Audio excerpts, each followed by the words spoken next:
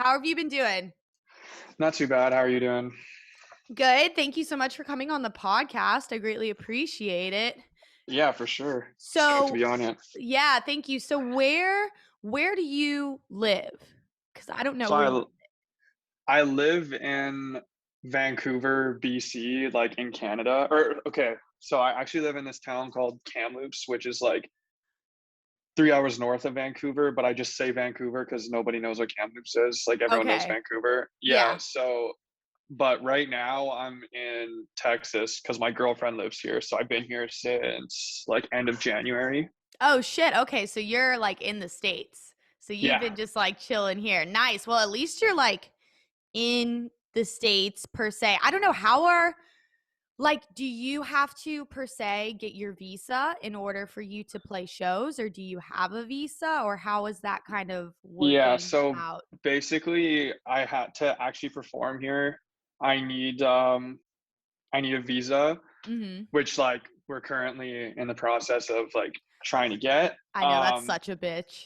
Yeah, it sucks, but like I'm just here obviously visiting right now, so like I can't perform here Yeah. while I'm here, but I don't actually know like a whole lot about the process. Like I do because like right now Canada has some like absolutely ridiculous like travel rules. Yeah. Um, because basically when you land, you have to quarantine a hotel for 3 days while you wait for a COVID test result, and it can cost like up to $3,000. Oh my I could god. go I could go on and on about it. I'm not gonna I'll just get on a No, no, rant if I that's go. totally fine. So But you pretty much can't go back to Canada right now unless you crossed the border, quarantined, and then proceeded to get the test. yeah, Okay. which like I have no problem like quarantining when I go back. Like Yeah. it's not I don't have an issue with that at all. It's just like essentially I have to get a negative COVID test before I fly out Mhm. within 72 hours. And then as soon as you land, you have to get another test. And then while you're waiting for those test results, you have to quarantine in a hotel for 3 days, which like I said, can cost up to like $3,000. But Yeah. most people are like getting their results back in like 12 hours or something, and it's non-refundable. So you just pay like for the 3 nights. And then Oh even my if you get your god. results in 12 hours, yeah. And like when you go through the airport, like you get so many points of contact with like different people and like Yeah. hotel lobby with like regular guests and stuff. And instead of just going straight to like my place or like Yeah. wherever I'm going to be quarantining where I won't be seeing anybody, it's just like it's really ridiculous, I think. There's so Like many possibilities where you can come into contact just because of the procedures that you have to follow instead of just exactly. going home. Yeah, and Oh, it's like that's wild. it's like if I'm paying, and also if I'm paying $3,000, like I feel like that would just keep me in the hotel for 2 weeks. I'll stay in the Mhm. hotel for 2 weeks for that amount of money, but it's for like for 3 days. I don't know. It's just so basically like I'm not in a like I'm happy being here. Obviously, Yeah, I'm not in a rush to be absolutely. getting back, so I'm just gonna chill here and wait till stuff like gets Definitely. a little better. And you But have yeah, and like your even computer to work on music and all that stuff, so it's not yeah, like you're stuck. yeah, exactly. And like it's like obviously nice to be able to spend this much time with my girlfriend too, which like Mhm. if like COVID wasn't a thing, maybe not wouldn't be happening. So Yeah. just kind of like making the best of the time. Absolutely. Yeah, I live with my boyfriend too, so I don't know like how I would have gotten through this if I was still in like the studio apartment. Yeah, But again, like you and I are in predominantly because you're in Texas and I'm in Florida. So we're yeah, definitely in the most two open states kind of yeah, for publicly right sure. now. So where are you at in Texas with your girlfriend? Like pretty much Dallas. She lives Okay. in Allen. So I don't know the like geography very Yeah, no, well, no, but no, I know that's it's like fine. 30 minutes outside of Dallas. I was just gonna ask, like, how is everything looking over there? Are you guys kind of free for all open? Are people still wearing masks? Is there still capacity limits? Um I mean, people still wear masks. Like we wear our masks, Mhm. obviously, Yeah. and like every like they said, like even they said on the news, like, oh, we're opening everything 100%, but like I feel like everything was already open at 100% before that. Like Yeah. I haven't since they said that I haven't noticed a huge difference in anywhere we've been going. Mhm. So it's been like it's pretty much just been the same. Like everything's like really open. Like most people wear their masks. I mean, you see the odd person who's freaking out about wearing a mask, but Yeah, it's generally pretty solid. it's the same thing here. It's like they've pretty much opened up everywhere, and unless you have like what I'm noticing the biggest problem, especially since like the Super Bowl, is that like people are traveling here from out of the state and they're Uh-huh. coming here and they're just like, fuck it. And like they're not wearing their mask, they're not doing Yeah. anything. And it's like, that's how this shit is like traveling back to closed states and creating like Yeah. huge problems because for the most part, I go out and I don't really see too many people without their masks ever. Like, Yeah. again, you get like the outlier, like the person who's throwing a fit. I was in like a Mhm. Nordstrom's the other day, and this woman was like, I'm gonna call my attorney, like da da da. It Oh was like my the first god. person. I was like, no fucking way, dude. I was like, I it's can't just stand when people do that. me too. It's just so I think it's just more so realizing that it's not about like you or me because No. unless it's like you have these crazy, pre-existing conditions or you're just an outlier, we're not going to get hugely affected by contracting Mhm. COVID, but it's about like our parents and our grandparents and like Yeah, just doing the shit to exactly. protect it for them because even the shows here like the pod shows and the other shows that I've played like they do enforce masks. I know Mhm. certain venues do not. I like Yeah. thankfully have not played there yet. Yeah. But like, they're trying their best and everybody's just being pretty respectful, but I at least respect the decision that you were given a choice to continue working and to continue like living your life and it was just like Yeah. if you don't feel safe, stay home, but the Yeah. mask has been like hugely encouraged and shit. But I Yeah, mean, for sure. this has been a huge year for you musically, like under the Jiqui project. Yeah, definitely. It's No? been like pretty crazy. Like I think what really like helped me dial things in this year was like and I don't mean this to like take away from any of the negative that's come from this, but like Mhm. it's literally COVID. Like I was able to like because in Canada the I'm I'm not super pleased with a lot of the things they've done with handling COVID, but one thing they did do very well was getting money in people's pockets who lost their jobs or got laid off their jobs. So like that's Steph one was thing they saying did. that. Yeah, like I will say like they did that like very well and I'm very thankful for that. Mhm.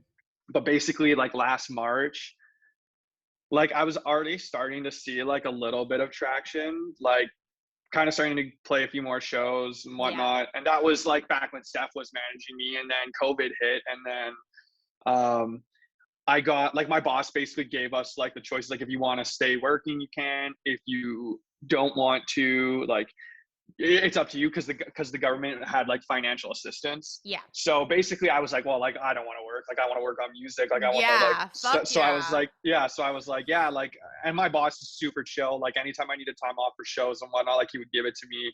And so I was just like, yeah, I'm just gonna go back and stay with my parents because I was living in Vancouver at that time. So I went back to my parents' place and just started like focusing really hard on music and like Mhm. doing more collabs, like just like trying to kind of like find a sound, I guess. Yeah. Um, and then I don't really know what clicked. It was just like having all that free time to like pour it into my craft and like really start like doing shit that I've been wanting to do but haven't really had time because of work. Because obviously I was working full time, Yeah. and just having all this free That's time just rough. opened up like so many new doors for me. So then I just started like working really hard and just like something just clicked and I started like being able to write a lot faster and finish more stuff. And then that's when I wrote like, because last March, April time was when I wrote my Shadow Dance EP. Okay. And then obviously we signed that to Black Label. And then by the time like I had that EP done, I was already working on my next one, the Yeah. one that just came out. Mhm. And then, Cuz that was yeah, your just two releases on Never Say Die Black Label, right? The two EPs? yeah, well, Okay. before like a year beforehand, me and Tracy I had a collab with him on his EP. So that was Okay, technically my dope. first release on Black Label, but my first EP was the Shadow Dance EP. And like I'd submitted stuff to them before, but it got like rejected, which like I see why, because it was a lot of my old tracks that I don't really like anymore. But that Mhm. stuff is like the new kind of like the new direction, like I've been wanting to take the project, but Yeah. didn't really know how I was gonna do it yet. So explain to me like the new direction, because like I obviously like listen to your music a lot, and like I've heard a development in like not only like technical aspects but just like sound in general, and it's like this very like it's like this it's like rhythm, but like it's not rhythm, and it's like hybrid kind of, it's like hybrid trap rhythm and then like super technical shit like in between. Yeah, And so like yeah, yeah, explain sorry, it go to ahead. me. No, you're fine. Explain like the sound that you kind of like want to embody and are like aspiring to embody in the Jiqui project, because I also think that like having a sound and then like having that sound mature is like part of being an artist as well, you Mhm. know? I hate when Yeah. artists like have like this awesome sound and they love it and then they like mature and then their audience like hates it, and it's like no, that's what like an artist is supposed to do, is like do new shit. Yeah, for sure. So, like, I guess, like see, like, the thing is a lot of people say, like, "You have this sound, you have, like, a style," like, in my own head, like, I don't see it, but it's nice to hear that, like, I'm just, like, really hard on myself. So Yeah, I'm I think like we all are, to be yeah, honest. But yeah, I yeah. get that. So I'm like I guess I just really like I really love really heavy shit, but I also really love like minimal, darker kind of stuff. Mhm. So I'm kind of trying to like fuse that into one. Like still because I want the tracks to hit really hard, but I also want them to be like a little more on the minimal side. Like I still have a couple heavier tracks coming out. And I have some heavier tracks that I'm sitting on, but I just want to kind of have this like specific darker eerie feel to my music, like definitely drawing some inspiration from Void. Like I love that whole Yeah. like Fuck yeah. darkness, but I want to like kind of put my own spin on it, and I'm not like he's in his own level, of Mhm. course. um I just like mostly like I just take like random sounds. Like I have lots of samples from like video games or like random little like effect samples. I just love like manipulating those and just like creating this like atmosphere with them. It's kind of, I have like kind of a weird process behind it, but I just love to like experiment with like these random ass sounds and then making something out of it. Like usually when I drag something into a project, like I'm gonna make this work no matter what. Like I don't like to spend time like sifting through samples. Like I just grab one and I'm like, okay, I'm gonna put this in. I'm gonna make it work. Like even though I have to Yes. put like a huge chain on it, I'm just gonna like try and make it work. But yeah, I don't know if that really answers the question. I No, kind no, of no, went it on a does. I little could ramble totally. there. No, no, no, it does. It's completely like on point, the whole like minimalistic view, but it's still like technical and listenable at the Yeah, same time, because a lot of times you'll get that like very like simplistic minimalistic approach, but it's like not, it like lacks like the musicality, I guess, that for you would sure. need as like a general listener in order to like revisit that track and really jam with it. And I Yeah. feel like the vocal samples that you choose a lot, I keep thinking of track on a new EP and on your new EP, and I cannot remember the name. I think it's Closer to You, right? Hmm. Okay, that one. Like it has this, it's a very like contrasting feel of like the darkness and then like the vocal Yeah. samples that you And I love use. doing that too. Like I love doing like because personally I'm like I don't have like any music theory knowledge. Like everything I've learned has basically been just by using my ear. And Mhm. like so every time I try to write a melody, I'd say like 1 out of 20 times I get something that's decent or usable. Yeah. So like I love when I write a good melody, then I can contrast it with a heavy drop. Like Mhm. even one of my old tracks, like the one "Losing Myself," I Mhm. released it like last year. No, I love that one. That was kind of like the same idea. I guess like Close to You could kind of be like the sequel, I guess. Yeah. But like I just love doing those like melodic intros with a heavy drop and then like a melodic outro. Cause like when it's done well, like somebody who does that really well that I really like is Nasco. Yeah. He like some of his tracks just have like the sickest melodic like intro with a God, he's a vocal. don, dude. I Yeah, he's started so good. when I started producing, like he was the guy on YouTube that I like religiously watched, him and Mr. Bill. Like that was it. Yeah. I was just And like, all he's right, so young too, and he's so so smart. young. Like it's crazy. I've been following his music for so long, but like his one track, it's called "Be There," I think. That track, I don't know if it's called Be There, but the vocal says like I'll be there for you. I think it's called Yeah. Be There. I don't know, but that track is like amazing. I love that Mhm. song. But yeah, that's when that's done like really well, I just love it. So like I have something coming out next month that's very similar. It's Dope. a remix. I can't say for who yet, but it's Mhm. like very similar, like super melodic intro and super heavy drop. Hell So I'm like yeah. I'm excited for that. Well, But it's yeah, like you should you should like no, you go. follow the, formula that works. And it's like when you find a formula that works, it's okay to like reutilize that, because I feel For like sure. people love that because it engages like the listener. And that's why, like, whenever I'm talking to students or what have you, I have a lot of people who are always like, oh my god, like I don't understand music theory, I don't understand X, Y, and Z. And I'm like, if you just listen to music and you're actively listening, you're not doing other Yeah. shit, you're sitting there and you're listening to the technicalities in music, when you sit down to write, like, you're going to hear if something's out of key. Like, you're going to Yeah. hear if something You're is gonna know. incorrect. It's just not gonna sit right. Like, I mean, I don't have like that technical like music theory knowledge, but I did play guitar when I was younger, but it was mostly like I just read tab.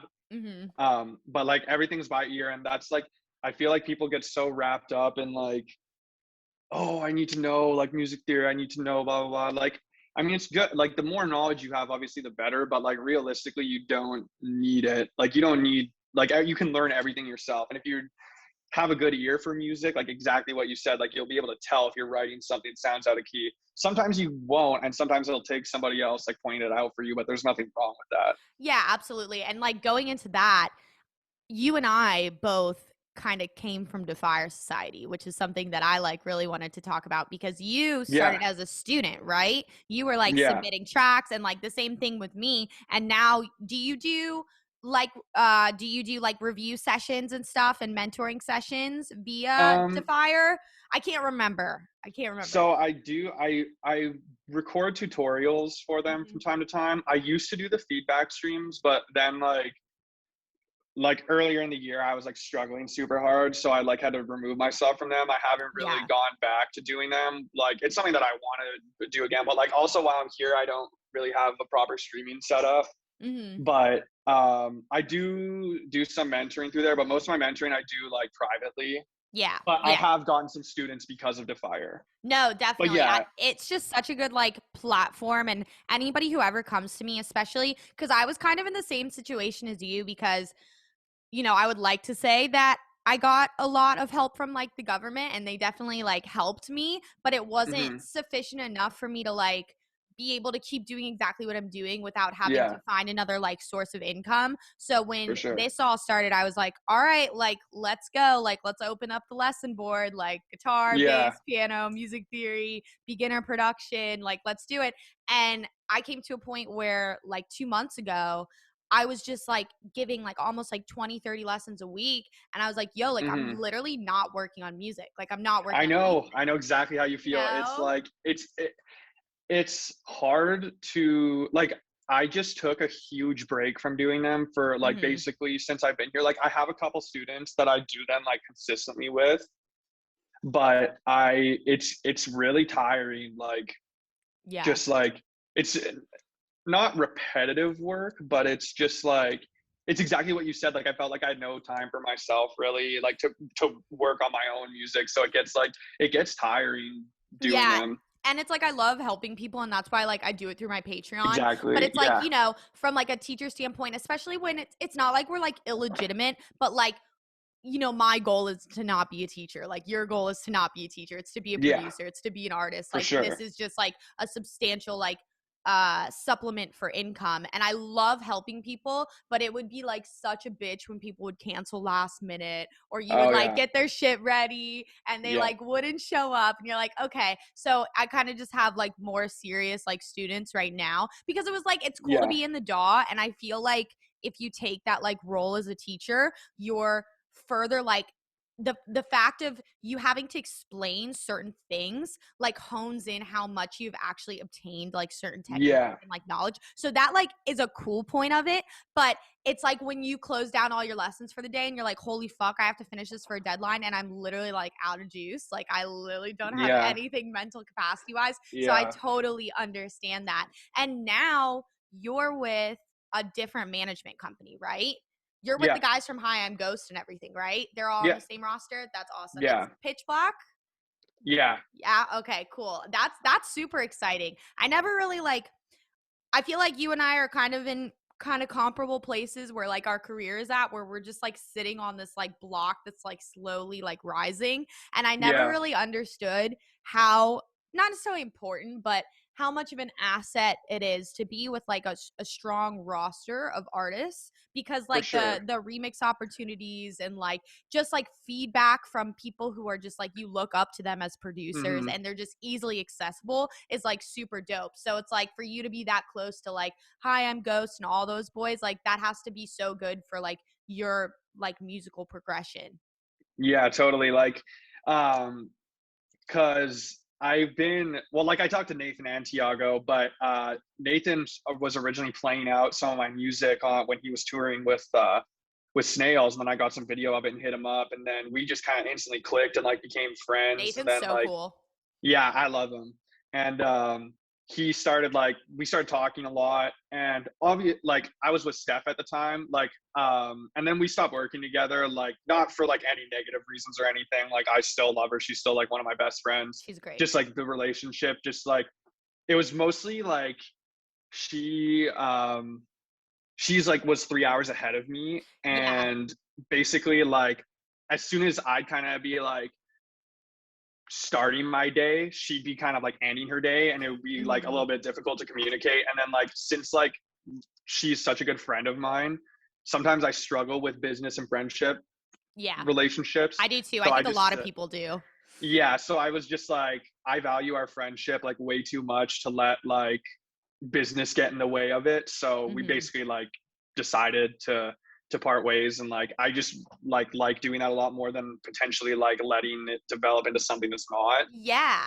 And yeah, so anyways, back to what I said about Nathan. He basically talked to his manager, and like they kind of knew about me, and then had a call with him, and then now Parker's been helping me with all my stuff, and he's like been really awesome, and like been helping me with like making these connections, like remix opportunities and whatnot. So yeah, it's definitely like good to have somebody like that in your corner. Definitely. And I think people sometimes, don't understand it's kind of like the mixing friendship with business. I feel like when you first start out as an artist, you don't necessarily like need a manager. I've always been someone who like Yeah. says, you shouldn't have a manager until you need something done that you possibly cannot do for yourself. Yeah. But one thing I always give like advice to like newcomers is like just get somebody who like believes in you, like whether it's like a Yeah. friend or X, Y, and Z. But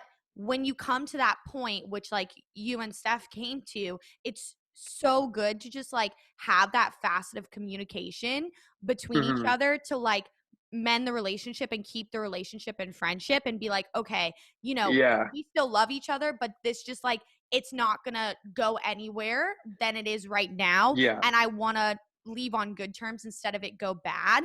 And that's where Yeah. it's like I feel like sometimes artists don't really understand the concept that like you hire your team, like your team works for you, like you're Yeah. legitimately like the boss, even if you're on For like a sure. huge roster with artists 10 times bigger than you, like Hmm. that, because it's like tomorrow, it's like if Marshmallow's manager wanted to manage you and he had Marshmallow Jaws, X, Y, and Z, it's like he may not have the time for someone who's an up and comer. And it's like, as an Yeah. up and comer, I feel like it's so much more work from a manager standpoint than like having somebody who's already established. Yeah, for sure. It's like you want somebody who's gonna like work for you and wants to work for you, and like um touching on like the friendship and business thing, it's like the thing where that gets really complicated is like if there's something you're not happy with or something like that isn't working, it's a lot harder to bring it up because of the friendship. So you don't Mm-hmm. want to be hurting your friend's feelings. Like whether or not it's like your manager or like anybody else, it always is hard to do that. Absolutely. But that's like the reality of mixing friendship with business. Is it always works to a certain point and then it gets difficult. Mhm. Um, but yeah, like the thing with my current manager, like Parker, he's like, I would consider him a really good friend, but we kind of started things off as a business relationship and then the Yeah, friendship developed after. And I think that's kind of that's almost a better way of going about things, I agree. because then it just doesn't cause any rifts or create any like tension, I Mhm. guess. And that's like also me speculating, because sometimes friendship and business can work for some people, but I just think for me personally that's like a much better way to do things. I sit on like the same wavelength. I'm like the same with you. Like the team I'm with now, it started as like a professional relationship, and now we're like, friends. Like we talk every so often, every day and stuff. And I think Yeah, that's just like a better standpoint than kind of like taking this huge friendship that has all of these different ties and being like, okay, yeah, now we're gonna like intertwine money and my life and yeah, my career. And exactly, it becomes exactly. like kind of a slippery slope, because it doesn't matter like who you are, like especially going through COVID, like everyone has like downhills, and there's Yeah, always going to be like down times, tricky times, X, Y, and Z. But it's really good to hear that like you're with this like huge team now and you're happy with it. And I think it's really going to do you well, not only like music release wise, but show wise when you get back. And I know that team like will help you successfully get your visa, which is like a big deal. yeah, that's like basically like that's like the one thing that I just want to get done so bad right now, is just get the visa. And like, because like eventually I want to move here. That's like my long-term plan. Yeah. It's just moving countries is not an easy thing to do. No. I wish it was easier, but I mean, yeah, I just want to get my visa and just like start like progressing forward. I mean, everyone wants to start progressing forward. But it's like it's nice that like it finally feels like stuff is progressing forward. Like at least in the US, like in Canada, it honestly doesn't feel like stuff is progressing forward. Ugh. A lot. I'm obviously a little bit biased towards the subject, because like basically what I do depends on me being able to travel like internationally and being able to like travel freely, Yeah. and they're just not looking to move forward with that at all, and it's super super frustrating. I Like can't even even with like imagine. getting vaccinated and whatnot, like they've because I was actually able to be vaccinated here, Oh, because me and amazing. my girlfriend both got vaccinated, because I was eligible here. And but in Canada, I don't really understand what they're doing. Like I wouldn't be able to get it till probably September or October in there, That's which so I mean, crazy. I know, which is fine, but it's just crazy going from like Canada was doing so well with stuff COVID related to just completely like just I don't know, not giving up, but like it just like it's the cases are getting really bad everywhere and the vaccine rollout is super slow. Like my dad's a teacher, and they're giving it to so many people before they're giving it to like these like frontline essential workers. It's just crazy. I don't understand. Yeah, it's just like That's it's a shit something that I could show. go on and on about, but No, no, no, it's it's just fine. something that's it's super frustrating. I just feel like and like I had Sippy on the podcast the other day, and she just said, and you guys obviously did better with the fact of contact tracing and actual Hmm. quarantine For compared sure, to the for United sure. States. I think the only thing that the United States could depend on and our saving grace was this fucking vaccine. And I think Hmm. that's why so much funding and so many different types of vaccines are coming into the United States at full force. And I Totally. think we reached like 100 million vaccinated, I think like Yeah. 2 days ago. And that's like amazing. But Sippy was saying, we kind of did our thing in quarantine and we did our thing by contact tracing. So people aren't rushing to get the vaccine because we're Exactly. open and we have things under control. And now if I looked at Canada and they were doing the same thing, I'd be like, yeah, don't rush to get the vaccine. But the fact that you guys are closed and it's just like nothing's moving forward, no, like Yeah. nothing's kind of being elaborated on a plan, that's Yeah. definitely concerning. And it's It probably pretty good is. that you're here, you Yeah, know? exactly. And like obviously like I'm not trying to sound like I'm knocking my home country or Yeah, anything. no, no, It's just you like are. yeah, like but I mean it's super frustrating just be like like I said, I'm obviously a little bit biased to the situation because like of my career choice, Mhm. but it's just super frustrating not like having any sort of plan moving forward. And like like this hotel quarantine thing was really the nail in the coffin for me. I was just like, wow, that just completely fucks everything up. Like, Yeah. because like I could go home, but it's like, do I want to spend potentially thousands of dollars to go home? So like worst case scenario, what I'm gonna have to do is I have to fly to Bellingham and then walk across the border, because if you walk across the border, you don't have to do the hotel quarantine, which Oh makes my no sense. gosh. That's Yeah. wild.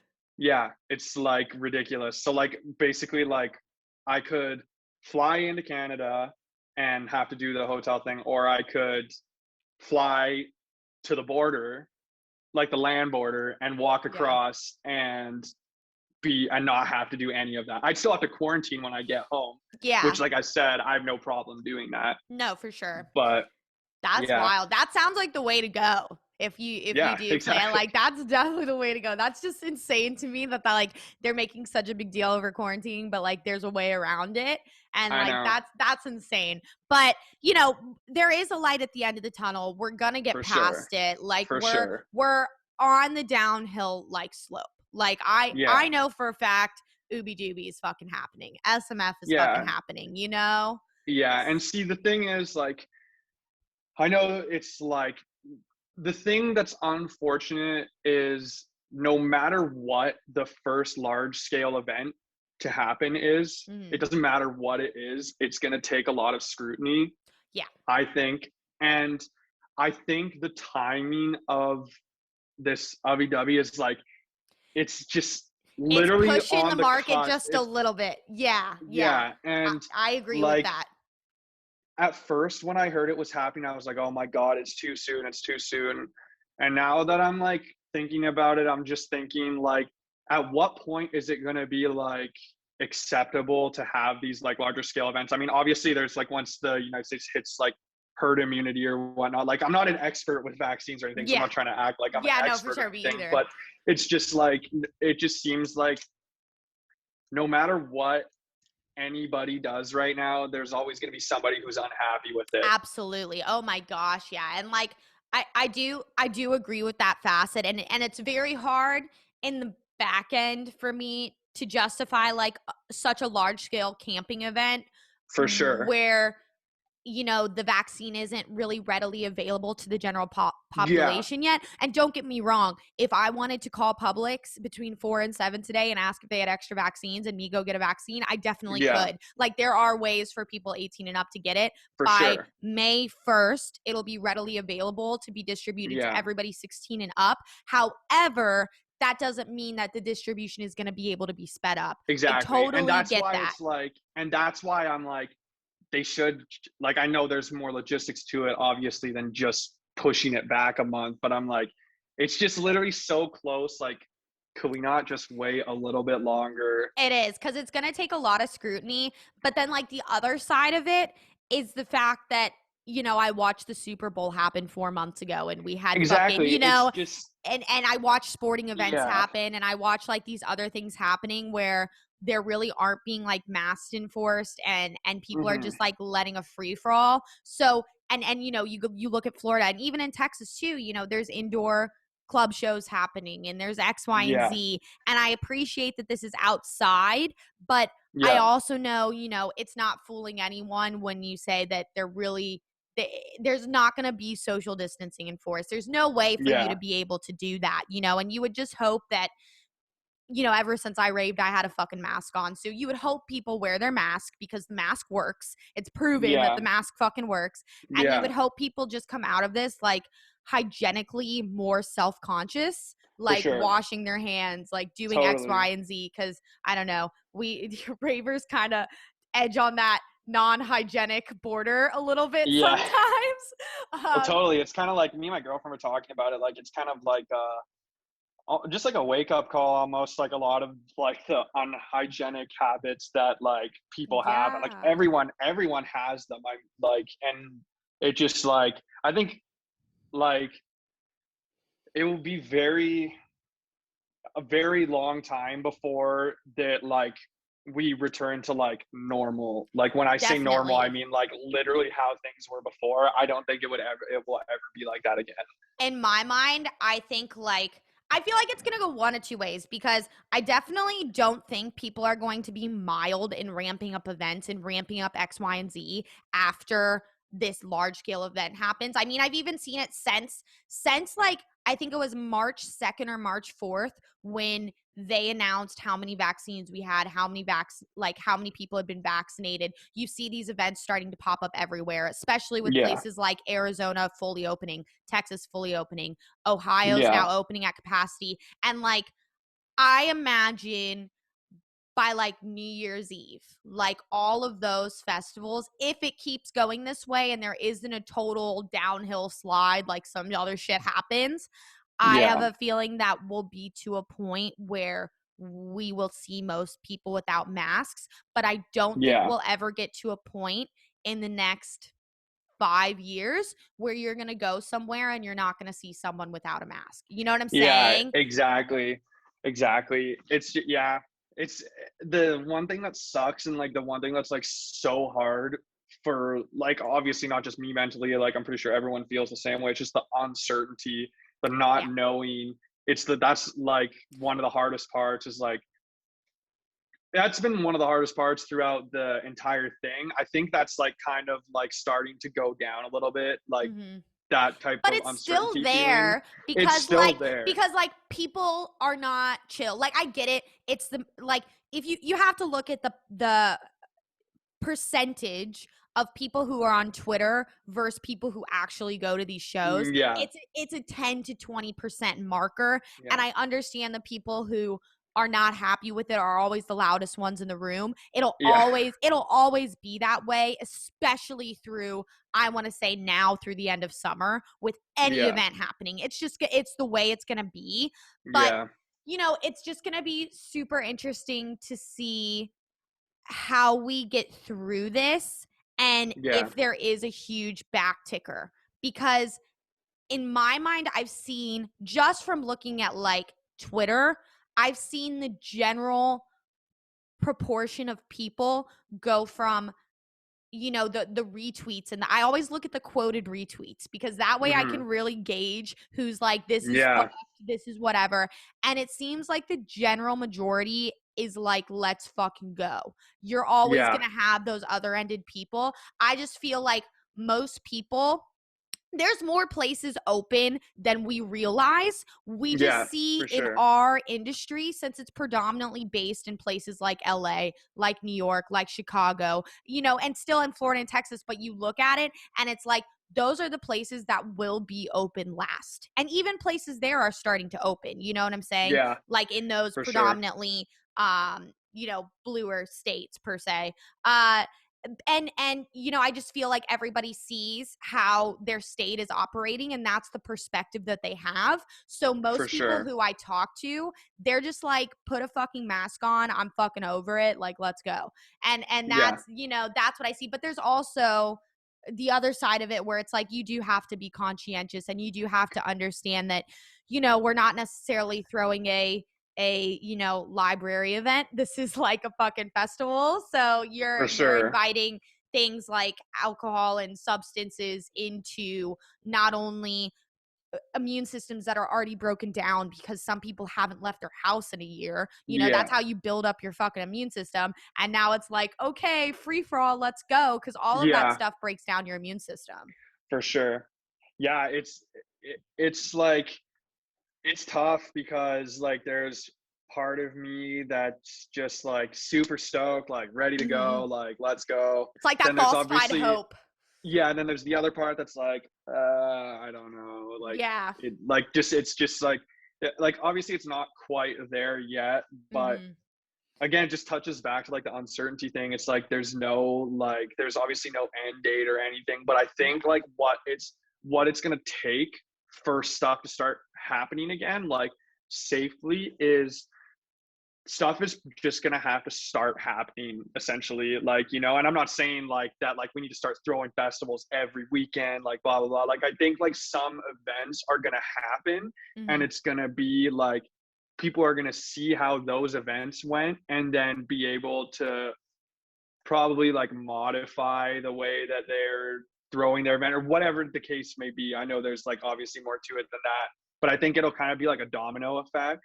I do I mean, too. obviously, I'm not like, I don't know how all that stuff No, works I'm the same 100%, way. We're but just looking at it from a fucking DJ perspective. Like, let's yeah, just say that we're exactly. fucking DJs, like shooting the shit about a vaccine. Like, that's it. Exactly. Yeah. But it's just kind of like this. You want to make everybody feel safe, and Yeah. that's like the Totally. end goal. And it's like there's this kind of middle line between okay, we have to like somehow start to move on, even though everyone won't be okay with it, but we have Yeah. to embody that perspective of making sure people feel safe.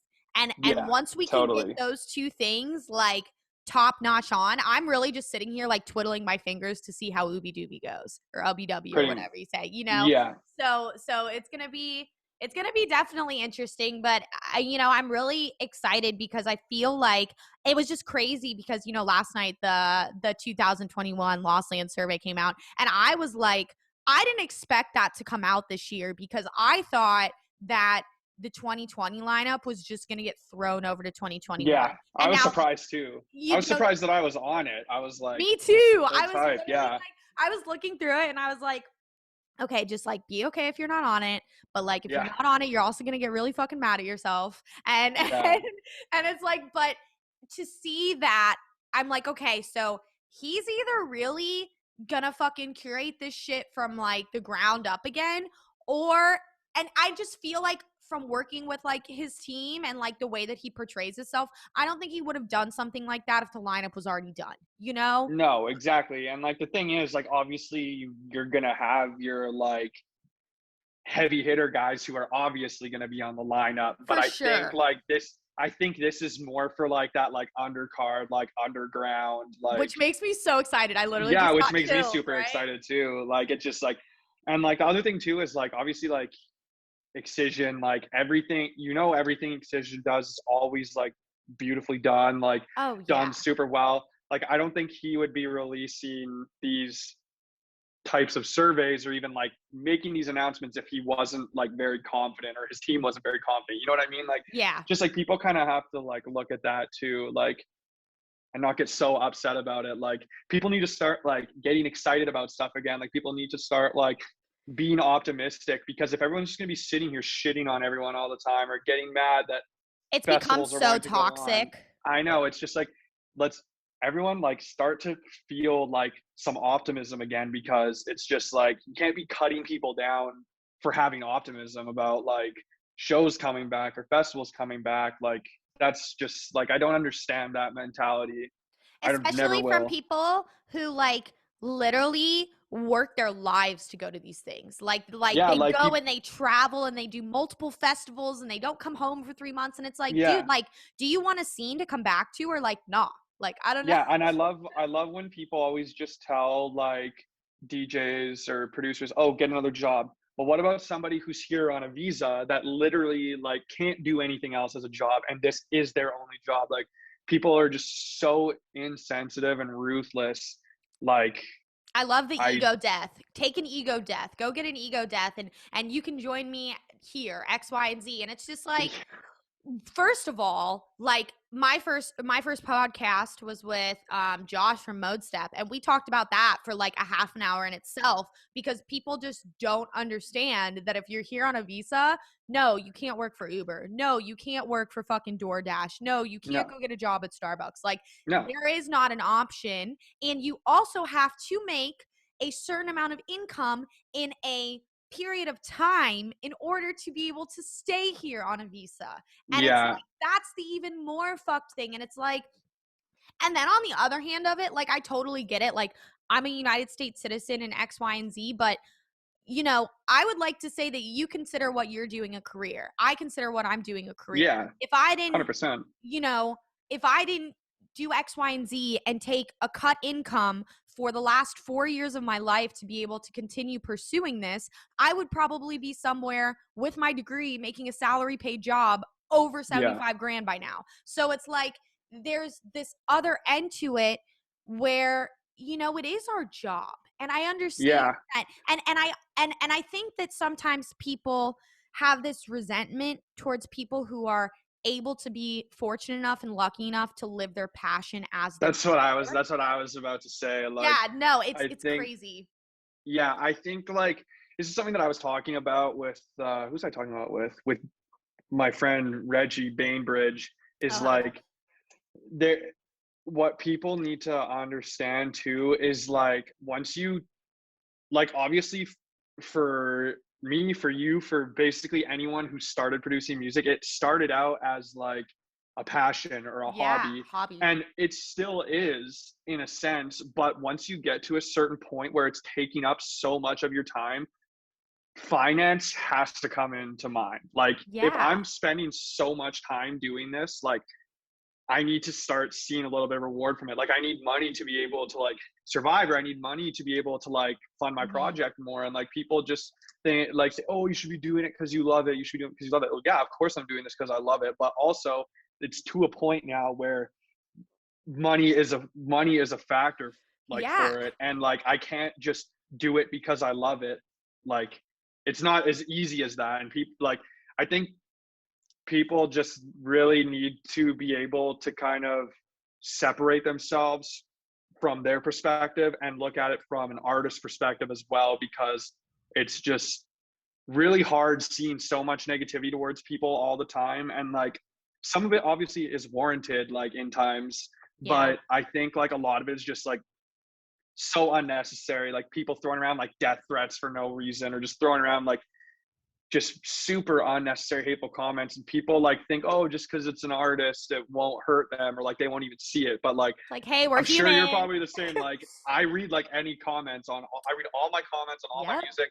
I read like YouTube comments. YouTube comments are the worst. If I ever want to ruin my mood, I'll go read YouTube comments. The But SoundCloud comments, I have forced myself to stop looking at. Like, I can't look at SoundCloud comments. That's the only ones that like fuck me up. But that was the thing with like Twitter for a while, because it's like even like I read everything, and it's like yeah, even on Discord, I'll have people who message me on Instagram and they're like, "Hey, is that really you talking in Discord?" And I'm like, "Yeah, that's me talking to you guys on Discord. Like, what the fuck? Like I'm here messaging all of yeah, you like guys. Like, I respond to everything." And it's like, because there are bigger artists that don't do that, and I feel like that's something that our kind of class of artists, up and coming wise, have like broken down this fourth wall where we're talking to people, we're telling people yeah, how we feel, and that's the way it should be. But yeah, don't get me wrong, like 4 months ago I had fucking Twitter locked on my phone. Like, I had my boyfriend create a fucking password that I didn't know, so I couldn't get on Twitter, because I would go on there sitting in my studio at the beginning of the day and I'd look at some shit going down, and whether it was towards me or one of my friends, I'd be like, yeah. dude, this is like taking my I mental capacity and I throwing know. the trash can down the street. Hmm. And now I have to like spend the next hour getting myself back, saying it's going to be okay. Like, this isn't going to happen. Yeah, Like, your career's not going to be over with. And it's like, it's just it's a lot. And like, people just don't understand that, one, it's not an artist that decides to book their own shows, sell their own tickets, make the venue open, serve the hmm, drinks. Like, I get that yeah, like the artist's name is on the bill or the card or yeah, whatever, but there's such a team that goes behind all of this shit happening.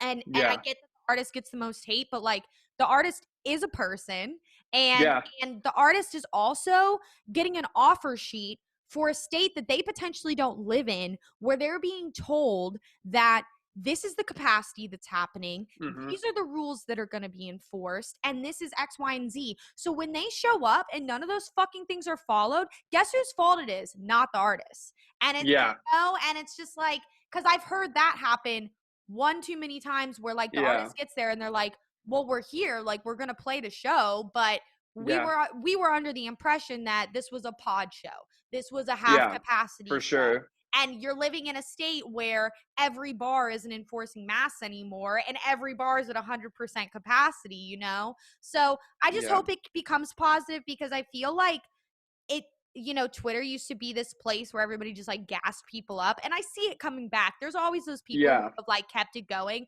but I think a lot of it just has to do with like the more people were stuck inside, when those California restrictions started to lift, I started to notice Twitter get substantially happier. And it's just because, like, of course you're going to be pissed. You see other people in a state living the life that they used to live to most extent, and you're being told that Yeah. you can't go get anything but to go from a fucking restaurant. Yeah. Of course you'd be pissed, you know? Yeah, and like there's so many moving parts to it. It's just like it's just like to me it's just like I don't know. I just love sorry, I just completely lost what I was trying to say. There's Oh just like no, so you're many things. fine. This is like something that I get like super like I get so heated slash emotional like about it. passionate. Yeah, Yeah. That's why I exactly. just ranted on for like 5 No, minutes. So like I'm sorry. because no, you're good. Like I just miss the feeling of like I feel like when I like open Twitter and like obviously that's the other thing that COVID has really like it's sucked because like I spend so much more time on social media now and like it's Than not ever. healthy. No. It's not healthy. Like and I've started to realize that like a little more and not taking it so seriously. But like I did the exact same thing that you're saying. Like I would open Twitter, I would see like a conflict or I would see something happening and like that doesn't even necessarily involve me. But And it I'm makes you getting so worked scared. up about it. Yeah. I'm like, oh my God, like what the fuck? Like just like I get in my head about it, then I get like upset about it, and then like I like everything you said is like how I feel about it to a T. Like Mm-hmm. it's just like I just want to see like that like optimism, that positivity come back, and like I'm starting to see more of it, but I would love to see like more of it on top Same. of that too, because like it's just like that feeling has been gone for so long, but I feel like there's still people who are just trying to drag it down, and I'm like, just let people like be excited about things and let people like Yeah. be look forward to the future because like there realistically is like this giant light at the end of the tunnel and we're coming up on it like We are. and like I think like people need to just like start like coming together a little more almost like I mean obviously no matter what like there's going to be people who can't Mm-hmm. but I don't know I just really hope that people can start to like get their shit together almost and that Yeah. just means like everyone like not directed at anybody just like everyone needs to start like all right let's get in Definitely. a better mindset. And it's like you look at things like Lost Lands and you look at, because like the truth be told right now, like venues aren't booking this top tier talent because a lot of them, don't get me wrong, are not taking bookings. But at Hmm. the same time, over the summer, you're going to start to see a hell of a lot more venues open up. And the Yeah. budget that they have right now is for people like us. For Yeah. people who can bring 100 to 250 people through the door in a medium to, small to medium venue capacity. Everybody can make money. The artist gets paid, and you go home. You're not booking artists for 20 grand. You're not booking artists for 30 grand. Yeah. So it's like you reading those situations. That's how I would be. Is I would get so Yeah. worked up because I'd be like, what if I take a booking and this happens to me and I get fucking Yeah. attacked like this? Because like Yeah. in my mind, I'm like, oh my God, I can't handle it. Like I won't be able to deal with it. Da da da da. And it is all like a mental capacity, but it's still hard watching that happen because I For truly sure. believe, like maybe I'll get proved wrong, but again, I'm just trying to be optimistic that a lot of these undercard players, such as you and myself, and all of our friends, are going to get these opportunities to be on these massive lineups for the work that they've done in the past year. Because For in the sure. past year, I just feel like the music more than ever has spoken, and you've gotten these people who otherwise would not have gotten this like limelight of attention. I always use Papa Yeah. Khan as the perfect example because you never Yeah. would have had some guy from Indonesia blow up on a Twitter clip and get signed to Marshmallow's label. That would have Yeah. never happened if COVID didn't happen. And it's like Exactly. now, and it's like especially with like Cyclops Rex, I look at that a lot. I look at all of the undercard, the round table, the black labels, and Hmm. all of these guys have these huge conglomerate listeners who are Yeah. willing to spend money on them and go to see them. So I really just hope, like fingers crossed, like these talent buyers and these artists that are curating lineups are going to pay attention to these guys, and I really think they are. And I just hope the Yeah. fan bases are going to be open enough to not to not attack artists that they already aren't fans of. Because that's what I see too. Because the second Excision said that we're selling tickets for Lost Lands, I didn't see hardly any negative remarks. And maybe I just didn't pay attention because I'm not on Twitter that much anymore. I'm like too busy doing other shit. But I felt like it was a generally much more positive reaction than For like sure. Ooby Dooby or Summer Camp or SMF or any other festival that had gotten announced yet. And it's like, Mm-hmm. people have this like double standard where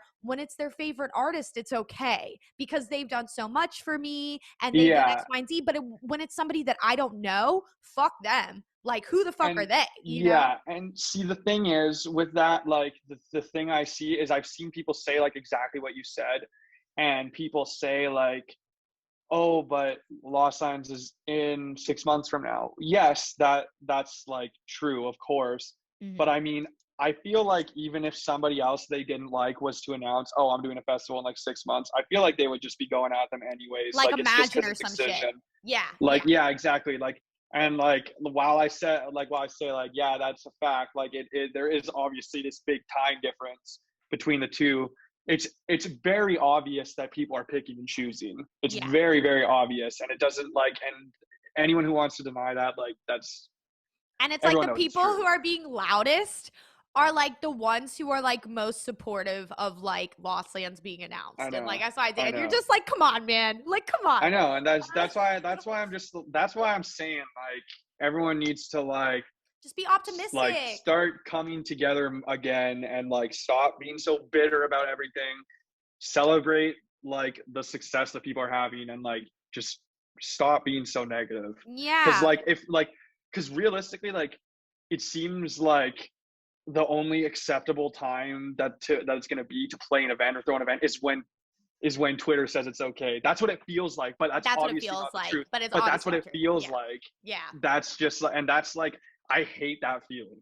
It's a Because it's like, shitty oh, when is it going feeling. to be acceptable for like anything And until eventually we'll just have to get to a point where like those people will still be loud, but the amount of people, and it's even happening now. The fucking alien invasion event that's happening on the 9th in Orlando, the Insomniacs event, that's a Mhm. huge 1-day festival, and like it sold out in an hour. So it's like Yeah, the people who are gonna go, they're gonna go, man. And like that's the sad part of it is like we do live in a country, or like I'm from a country that was built off of capitalism, and like yeah, money talks louder than most other things. And so it's like if people are gonna buy the tickets and they're gonna sell out the events, then the events are gonna happen. That's just like the white and for black sure. of it, you know? Yeah, And especially if they're legal events, and like none of these big conglomerate companies would be throwing illegal events. They're legal in the states that it is happening in, so it's like for of sure. course they're gonna do it. Like, and it's like I look at somebody like Insomniacs, and they've been doing so many free like virtual events and like all of Mhm. that shit, and it's like, man, like go and make your money, dude. Like just do it, you know? And it's like you would just hope that people, you know, wear masks, follow the guidelines. I I had an know. attending emergency physician on the other day, and he has worked in the ICU and all that stuff. And he's like, man, I work in a hospital with 4,000 people. Yes, we have the suits on. Yes, we have the big, you know, N95 masks on. But he said, you know, there's 2 people in our whole entire hospital that has gotten COVID. And it's because we've worn the masks and we've been hygienically conscious and we've done Yeah, X, Y, and Z. So it works. You just can't be a fucking stupid ass and be an anti-masker and think that this shit is going to kill you. And it's like, yeah. you're just saving people and you're protecting yourself and you're allowing us to get back to normal. And it's like, I don't know. But the No, thing, it's like yeah, what were you you go, saying? go. No, go, I go. was I was just gonna say like it's just like there's so many different ways that people can try to justify things like for either side. Yeah, Like there is. the I think one important thing to like look at is like there's literally like sporting events happening. There's like I saw that like UFC was announced like that it's gonna go back to like Jacksonville, the 15,000 people inside. like I don't like you go on to these things and you don't see as much like No, hate and whatnot. I don't understand what it is about this scene. Even but the thing is it seems like it's mostly just dubstep. Like it's it not as is. much like even because I don't know how people aren't paying attention. There's so many house shows. There's like so many house artists that are playing shows and whatnot. And like it seems like it's just within this dubstep scene, and I don't understand. Like and I'm not like being sarcastic or anything. No, I agree with you. I genuinely don't understand like why all the negativity is specifically centered in this like dubstep scene. So before I move on to Never Say Die, because that's another thing I wanted to talk about. My general explanation for this that I've just formed off of, again, I'm a fucking DJ, just personal opinions, Mm-hmm. is I do the local talent buying for the Ritz, which is owned by Disco Donnie and Sunset Events. And we have had huge names come through on our base days are Fridays and our house days are Saturdays. We've had EDX, Martin Schultz, Claude Von Stroke, Green Velvet, the Martinez brothers, people who are just massive. And Bigger than any dubstep bigger than artist. any dubstep artist. And there has been no hate. It's been sold out shows. Again, we're not operating at capacity, but all the tables full, and the ticket prices are 2 to 3 times what any dubstep event is. And my reasoning for it is simply because the demographic and age bracket that our genre attracts consists of a lot of kids in college, a lot of kids 18 to 25, 26 years old. A lot of them are still at home with their parents. A lot of them are on social media all the time. Mm-hmm.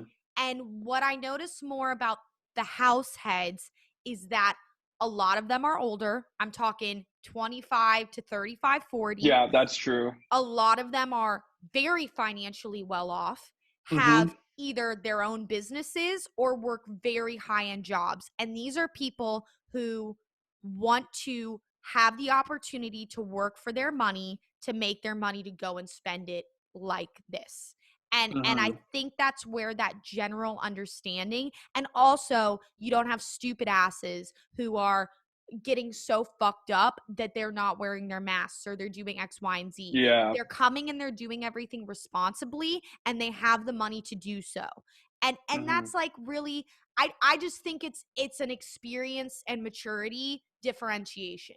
And that's Mm-hmm. what I see the most of, but that's just speaking on my own experience, like here in my Yeah, city. But for sure. there's been probably 2 to 3 more times of house shows than I've seen bass shows anywhere, and no one's Yeah, saying shit about it. And it's I just know. interesting to me. I'm just like, Yeah, and what I the see the fuck? same Like, thing. and Yeah, I see the it's same thing. It's, so it's like it's whatever, but I have yeah. definitely noticed that, and I've noticed in other industries as well. Like for Super Bowl weekend, we had Gucci Mane, Migos, Two Chains, like Kodak Black, Tory Lanez, all throwing shows here, and like fully sold out crowds, no masks, like nothing. And that was in February. That's when cases were actually pretty fucking bad. So Yeah. it's just it's interesting to me where the lack of like backlash is to those events per se, because you look at those events too and they're much more lucrative like financially than any of our events would Yeah, ever be. So it's for just sure. it's interesting. But moving on, I want to talk about like your Yeah. music a little bit, and Yeah. what do you think about I know it's like such it's so shitty to spend like an hour talking about COVID, but it's affected our industry so much, and I think it's Oh, healthy, and I think it's time to have these like discussions where people are actually able to 100%. listen to like our conversations unfiltered, because I think justifying on a text-based platform is impossible. And you Yeah, can't do that when you have 300 characters to tell somebody why you're totally. right, you know? No, it's like it's like yeah, this will be the last thing I say about, but like it's just like it's important to like consider all angles of situations, and one that doesn't make some of the things that are happening right, but I Mhm. think we're getting to a point where stuff is going to start happening and events are going to start happening, and we can't continue going on like this. Like people need to start, like it just goes back to what I said, people need to start like feeling that excitement again, Mhm. not with all the negativity. And I just think it's like important to have like an open discussion about it, like Yeah. because it's the reality because the reality of the situation is stuff is going to start happening, and people basically need to be ready for that, Yeah. whenever And it's just that like, is. But if you don't feel comfortable, like, you don't have to go. You don't have to go. Like, you don't. And I hope that people understand how close, even we already passed the bridge. There are so many venues closed that will never come back. And the mhm, unfortunate thing about those venues are those are the venues that would have taken chances on you and me to book us, to bring us to like those small, medium-sized venue capacities that aren't owned by Live Nation, that aren't working directly with UTA and Paradigm and only booking those artists and those tour for bills. sure. So it's just like, want this industry to survive. Like, if music saved your life, like, be happy that this industry is starting to make money again, Yeah, and exactly. it's just like, yeah, but never say die, Black Label. Bye-bye. Bye-bye. Yeah, Bye-bye. I know. What are you thinking about that? What are you excited for it? Do you think it's going to be a hell of a lot harder to get your tracks, like, to get tracks signed in general? Like, it was a very interesting move by them after so long of having that difference in For labels. sure. And like, I understand the reasoning by it. I personally don't have like anything against it.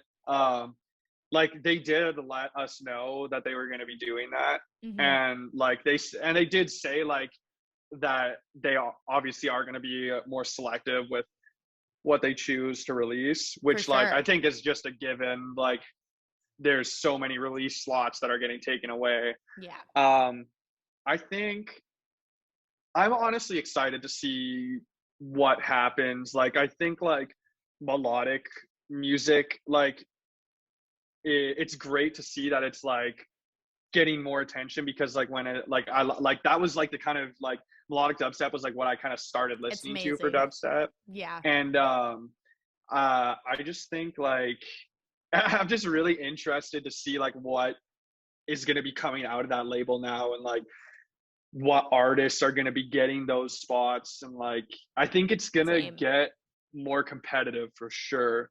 Yeah. um so yeah, I'm really like intrigued and excited. It's gonna be I'm interesting to see, like, if it's like total multi-genre, or if they decide to Yeah, go in like a certain direction. for sure. I think it's going to be a good mix of everything. Mhm.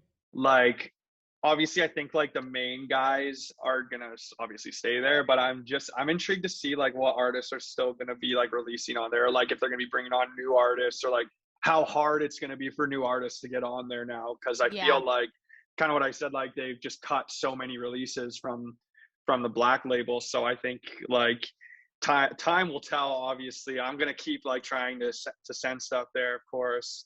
um Definitely. Because you've had just so many like artist-based new labels pop up, like for Halicon sure. and the Cyclops Rex and Odio, and like there's just so many that are like Underdog Rex. I can like think of so many that are starting to just like Yeah, come to like this platform. And that's like the other end, I think of it, and look at it that way, is like we're losing this awesome like sub label that used to platform artists into their main label, or just platform them to like a bigger level of listeners. hmm, But there's also all of these new labels that are taking people to release on, and it's like M&G and like all of these guys that are really propelling like the up and coming artists into like for that sure. next chapter of their career. Yeah, 100%. Like, yeah,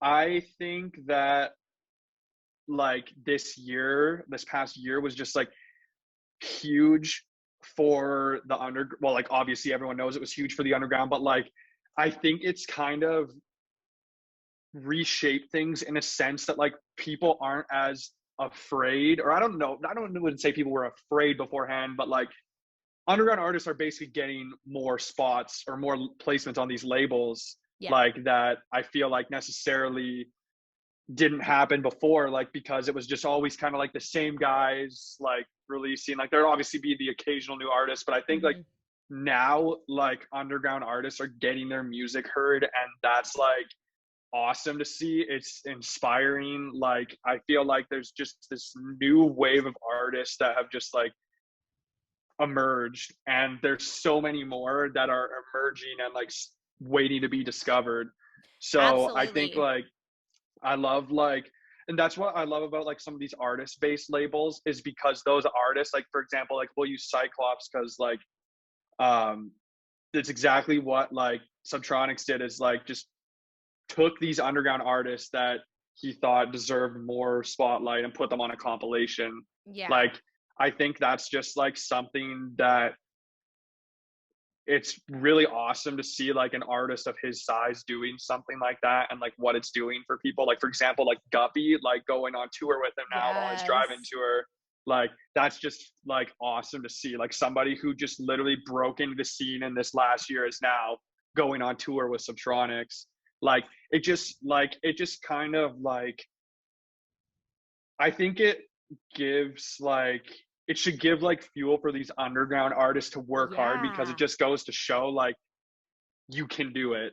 And and I'm not saying like anyone could do it like as in like sorry, I completely messed my wording up there. I know It you're just goes kidding. to show that like you can get that platform It's if you like have possible. them. Yeah. Yeah, it's like, and it takes like a lot of work. Like people don't understand the time that it takes in, but Yeah. this is the like, result from this past year is having that light on the underground. And it's like also to all of these bigger artists, I hope them looking at people like Subtronics and like Excision shows them how much fucking power they have, dude. Like they Yeah. have so much power, and it's like sometimes I feel like there's this like gatekeeping. I felt really a lot like that before COVID. Like there was Hmm. this like this is where I was, and then there was like this huge empty gap where no one existed, and then it was like the top players. And like you didn't know how to get from one end to the other. And like what Yeah. I've seen from this year is that like gate has opened, and now you have all of these guys who beforehand were playing these kids tracks and never crediting them, never doing X, Y, and Z. They're now like, yeah, dude, I'm going to sign you. I'm going to bring you on my tour. I'm going to shout you out. Like Riot 10, he does like up and coming artist pitches on his Instagram stories. And it's like, that's how much it takes. It takes 5 minutes out of any of these artists' days to literally Yeah. make our lives, to give us Yeah. hundreds of followers. Like when Excision did that follow gate for the first 3 compilations. Like that shit was fucking crazy. And I get it. Followers are different than fans. I mean, that's something Yeah, that of course. totally different conversation. Yeah. But but it's very cool to see them being like, hey, there's some crazy fucking music out there right now. And I think it was just so hard. I think there's always been crazy underground music out there just by people who enjoy making music for what it is. For But there's sure. never been a time where people have been able to pay so much attention to it.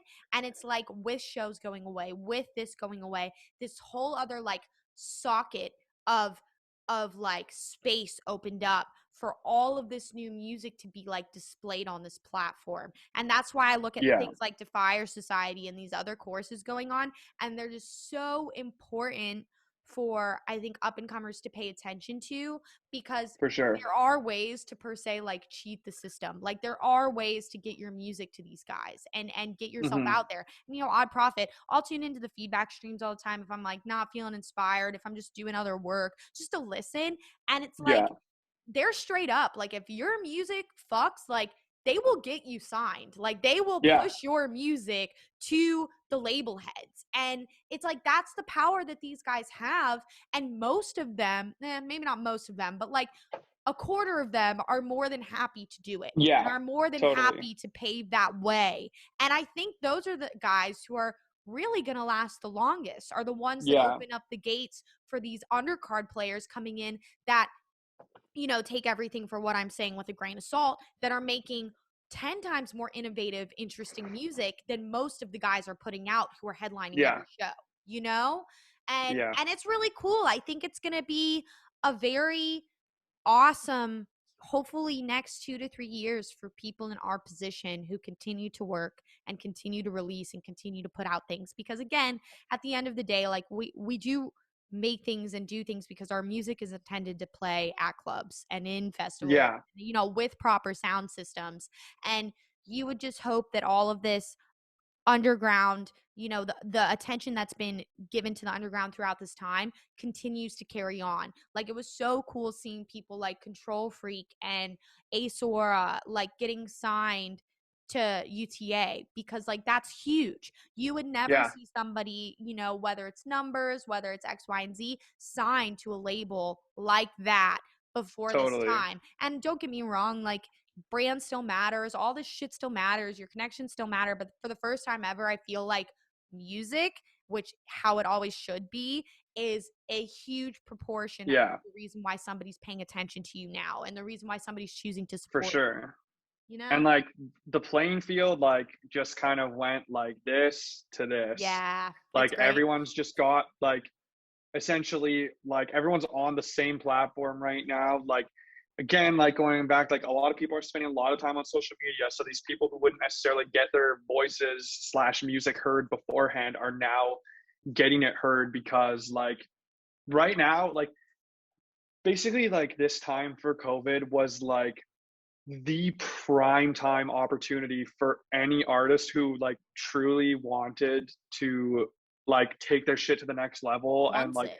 Yeah. wants it. This was the time. It is still the It is time still time. It's still the where time. you, Like, it's not too late. Like, yeah, yeah, like it's just the optimal time to like hone in on your craft and like take your shit to the next level, which is like, and I totally understand like it's so much easier said than done, but like for like what I did this year, like I just said like I'm literally gonna put everything I have into my music right now because I'm never gonna have an opportunity like this again. Well, like maybe I don't know, but like there's no way that I'm gonna have this much free time and this much time doing nothing. So like if I don't take advantage of this time right now, like I'm stupid.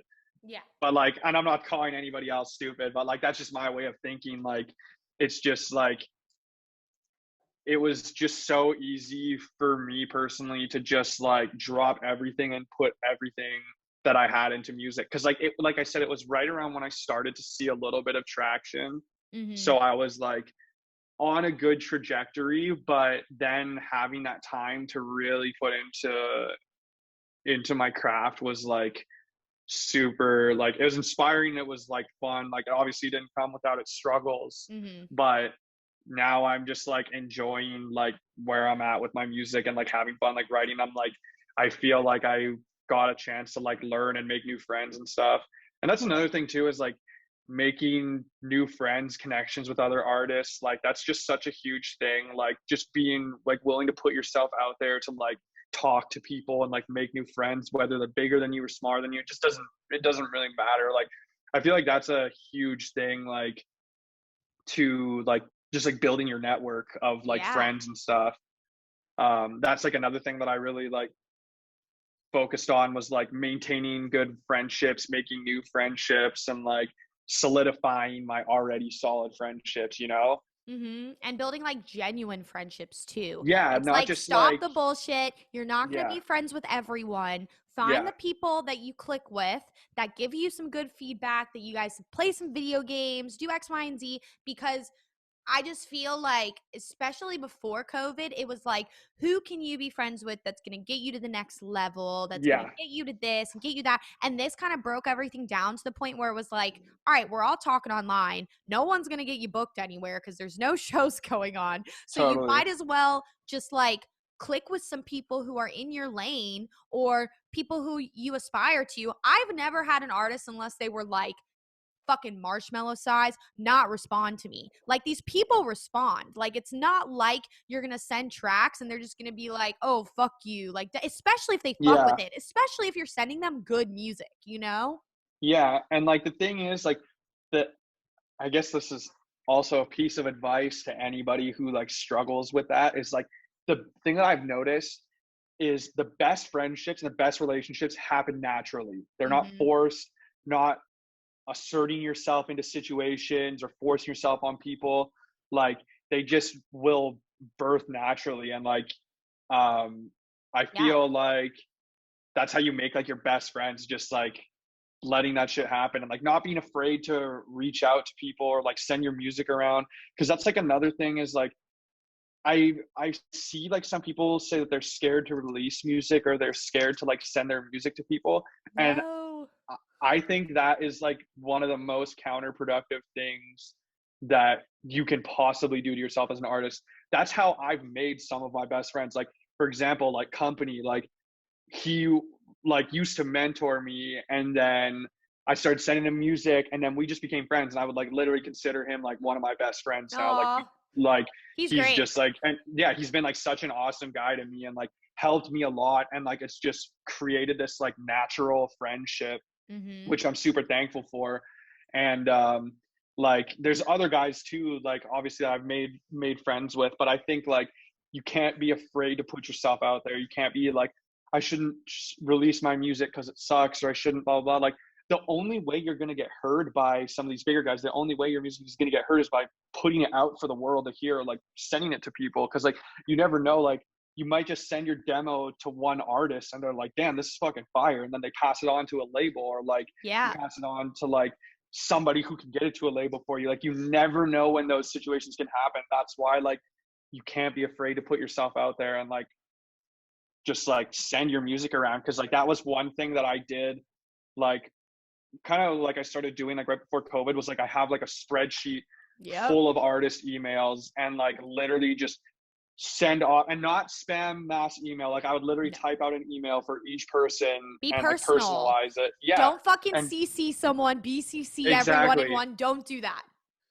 And that's exactly what I'm saying. Like that's why it's got to be like natural. Like you got to just let that shit happen. You got to be. You can't just be like.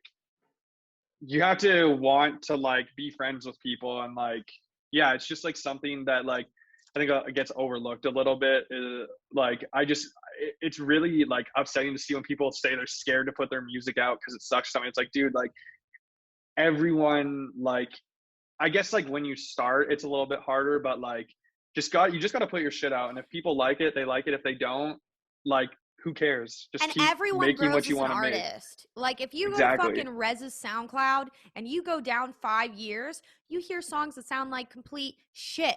But it's Yeah. like that's where everybody starts. And also, like for me to say it's shit is like the wrong connotation to say, because right now more than ever, if you're doing some left field shit that doesn't sound like anyone else, put that shit out, because Exactly. that's what people want to hear. And that's the thing that I get, where I have people come to me and they're so nervous because they're like, it's not following the traditional structure. It doesn't really sound like this. It doesn't really sound like X, Y, and Z. And I'm like, dude, just put it out, because there's going to be at least one person who fucks with it. And if there's one Exactly. There's person who fucks always with going it, to be it's one worth it. person. Yeah. Yeah, Like you could literally gaining one fan off that release is worth like putting it out, and potentially Yeah. people not liking it, because that's the thing that I think people don't understand is like you have to be releasing shit to grow your fan base, because That's it's like one step thing. one.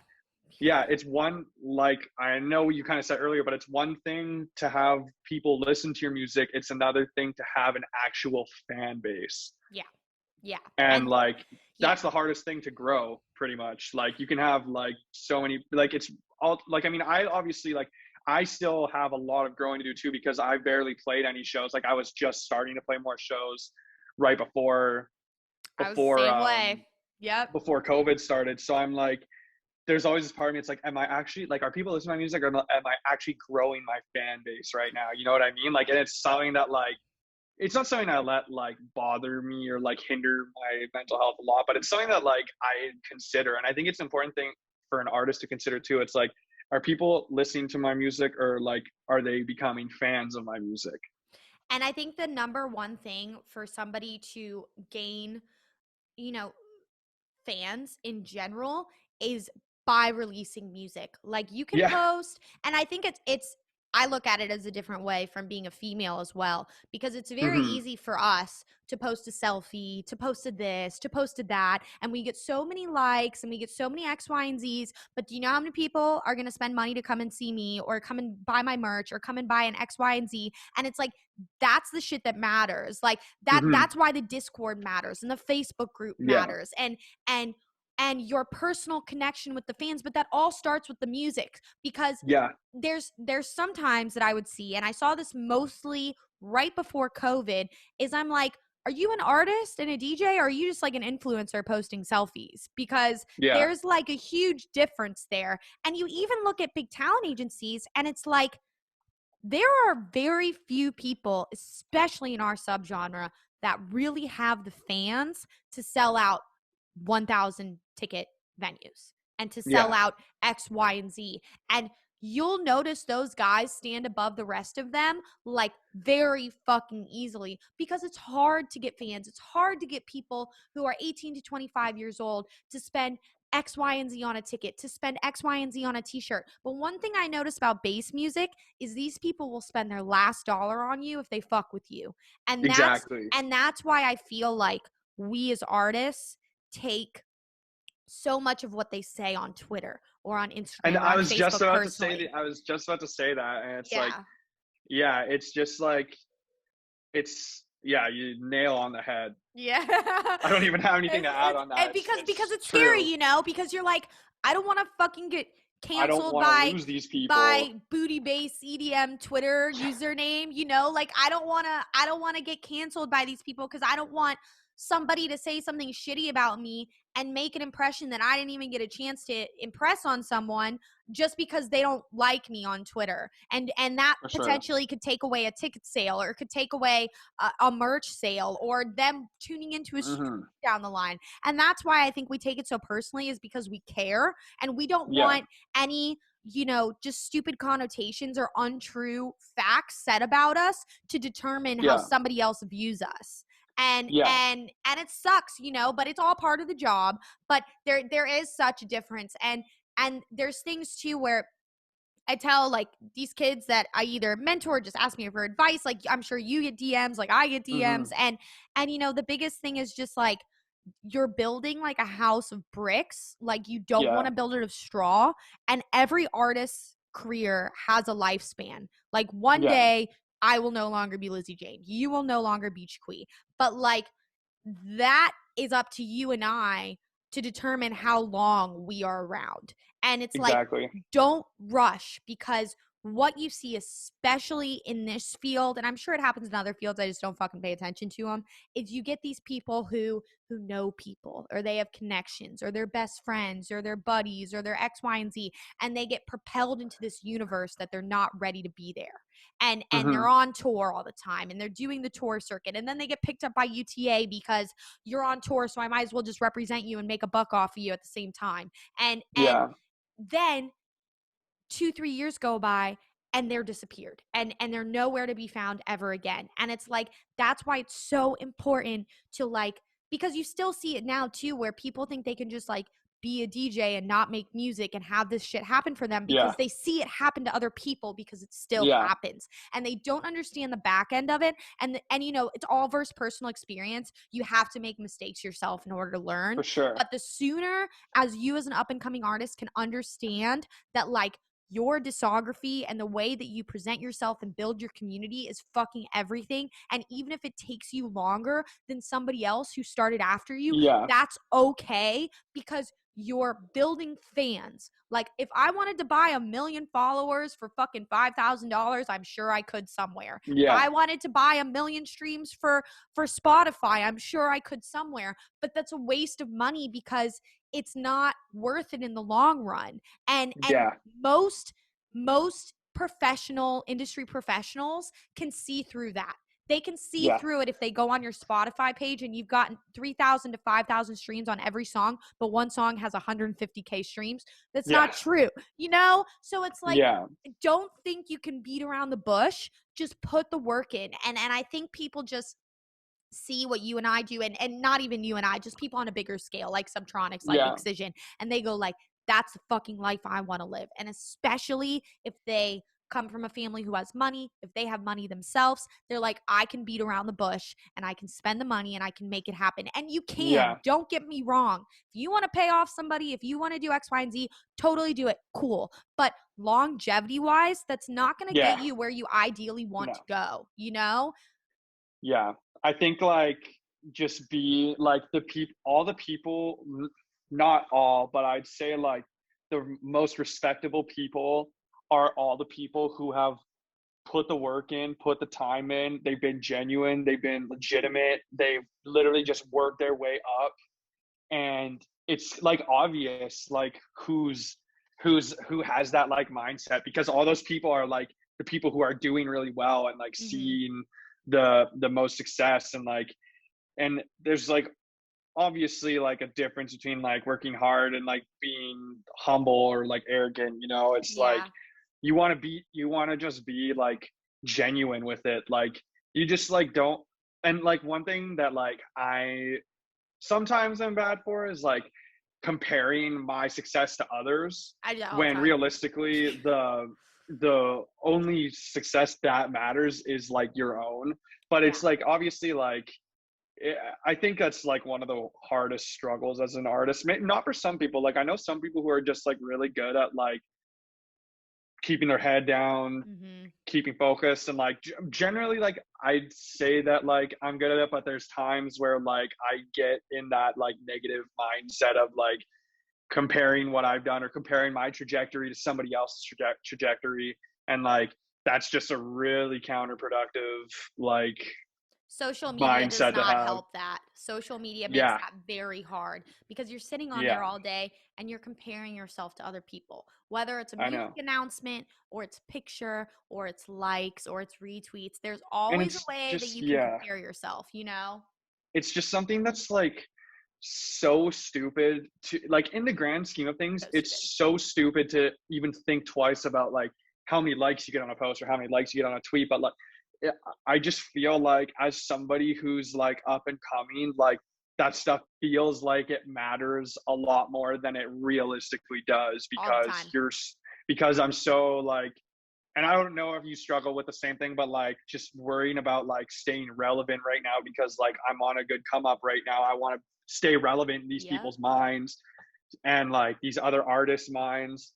It's just like, I don't know if it's because of COVID or whatnot, but it's just also because everything has such a short shelf life right now. Like you do something, people forget about it the next day. You know what I mean? You took the So it's words like like this, right like, out of my mouth. Like it's yeah, it's, literally because somebody's on to the next thing the next day. And yeah, that's where it's like, how can I gain retention from all of the people who fuck with me from the Disciple release, from the Never Say Die release, and get yeah, them to keep following me when they've got 1,000 other artists they follow, 1,000 other hobbies that they do. They may like sports, they may like video games. hmm, How can I get them to attach themselves to me and stay engaged with my content? And that kind of leads to the point where and I don't know if you resonate with this too, you feel like you can always be working and you can never stop working. And because oh, you I'm know, the worst for that. yeah, and it's like Yeah, you like, can always do like a stream or you can do a live stream or you can make a post or you can just work on music or it's hard because that work life balance you have to have that, you yeah, know?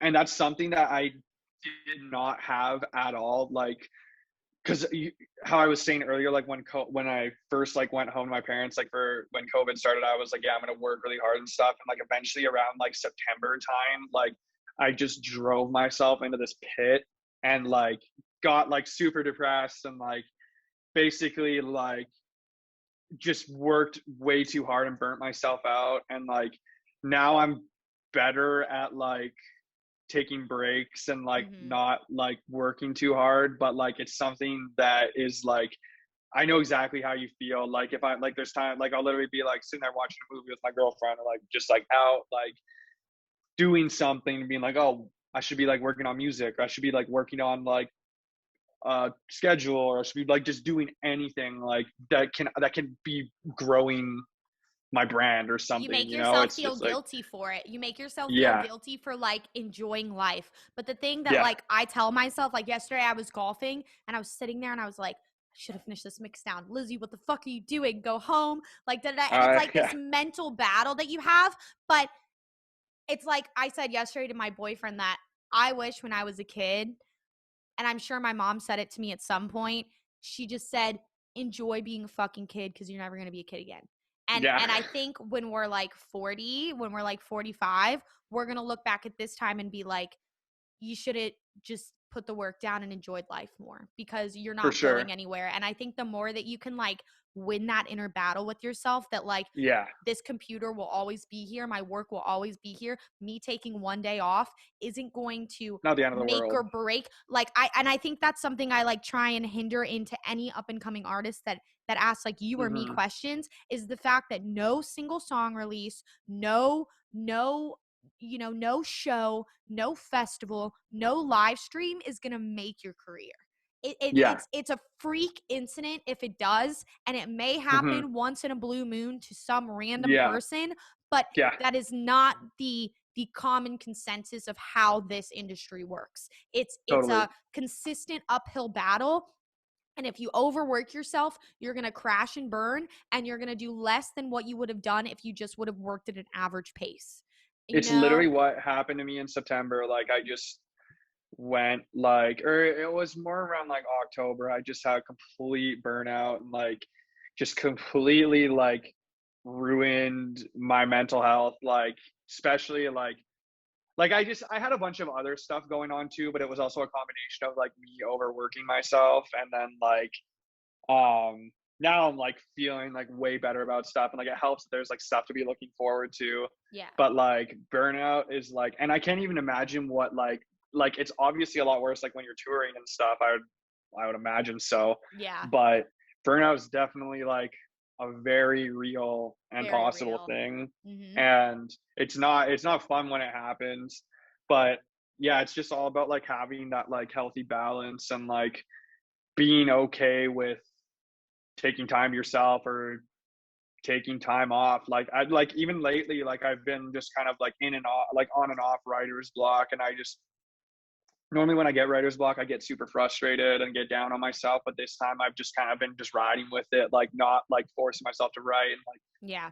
opening Ableton when I feel like it, Well, it's and a because like waste. You're going to throw it out anyways. exactly. So I'm just like it's a hard mindset to get into if you're somebody who does like get in when you do think like you need to be working all the time, but it's definitely possible to get out of that mindset, and it's Yes. way better to be like okay with not working all the time. Yeah, it's healthier for you. Like you have, Oh, as much as you love it, and I think that's something that when you're doing your passion for a job and it becomes a job, you have this thing where it's like, oh my God, now I have to work all the time. Like now it's my job, so I yeah, got to do it all the time. And that's not yeah, true. It's not true. So I try and like the only thing that kind of kept me sane was like, I don't know what kind of job your girlfriend has, but when my boyfriend gets home, I try and be done, like I'm done for the day, you know? So yeah, it's like those kind of brackets where like he for works a nine sure. to five, we do kind of, 9 to 7, 9 to 8, whatever. And like that's the time that I work. And when he's home, let's do video games, let's go to the gym, let's take Yeah, those like brain breaks, because that is what yeah, makes you better the next day to not be burnt out, because you just get in that cycle and then you're like, fuck. yeah. But I don't know. So I totally meant to ask this at the beginning, but how did you come up with the name Jiqui? I've always wondered that because I pronounced it wrong forever, and now I finally have it right. Now I know what I'm Oh, doing. yeah. um Very anticlimactic story. I'm When excited. I can't remember how old I was, 2012, eighth grade. After I decided I wanted to start producing, like my friend and I were just like talking about names, and then he just said Jaquie, and then we were like, all right, let's go with it. I That's love literally it. it. It That's has so no dope, meaning. though. Yeah, It sounds like a Pokemon or like a video game character. yeah, It's super cool because it's very hard like nowadays to come up with names that are not copyrighted, or they have the domain available, and it's like you don't want to grab the regular spelling of something, and then sometimes it's just like a lost hope. Like when I get into like the rhythm world, I'm like, I can't even read your fucking logo, dude. Like I can't even read it. So yeah, I was just curious on what it was, but that's dope. I literally was yeah, just like, my name's Elizabeth, my nickname's Lizzy, I smoke weed, Jane. There we go. yeah, Ta-da! And I was yeah, like, all right, cool. Like, there's nobody named that. There's not another artist. It's fine. But yeah, I mean, it's cool how artists kind of get their names, and I feel like more so than not, it's literally just like shooting the shit conversations, and you're like, oh yeah, yeah. that's cool. There's not like this huge thought that goes into it that I feel like everybody thinks it does. Yeah, I'm sure I could probably go back on me and my friend's Facebook conversation, like see where he said it. Like it was just so That's random. And then great. like, and I stopped making music for a bit, and back when I came in to start making music again, like back in like 2017, 2018, I was gonna do like, oh, should I stay as Jiqui? Should I like do something else? And then I was like, and everyone was like, no, just keep it. So I was like, all right. So I kept it, and now it's just kind of Hell stuck with yeah. it now. I wouldn't want to do a rebrand now. No, no, do I not. feel like it's a name that people recognize. So Absolutely. I like saw the same thing happen with like a friend of mine. I'm not gonna like name who it is, but like he had these crazy releases and then he did a rebrand, and I'm just like, dude, no, like you have a Never Say Die release, you have a Disciple release, like you're good. yeah, Like people know who you are. But it's gonna be like really exciting. Hopefully we'll get to like meet in person before the end of 2021. That would be like yeah, sick, totally, you know. But I yeah, really appreciate you coming on today to talk and us like shoot the shit about everything. yeah. I'm Thanks for gonna having link me. your newest EP below so everybody can check it out, jam the tunes, and I'm excited to hear what's next. And it'll be Yeah, got lots of stuff coming, so I'm hopefully stoked. But yeah, regardless, we'll see each other at Lost Lands. Let's like yeah, cross our fingers, put them up high. But I hope yeah, you have a good day, dude. I greatly appreciate you, Jordan. I will talk to you soon, all right? yeah. You too. Thanks for having me. Thank you. Have a good one. Bye. Yeah.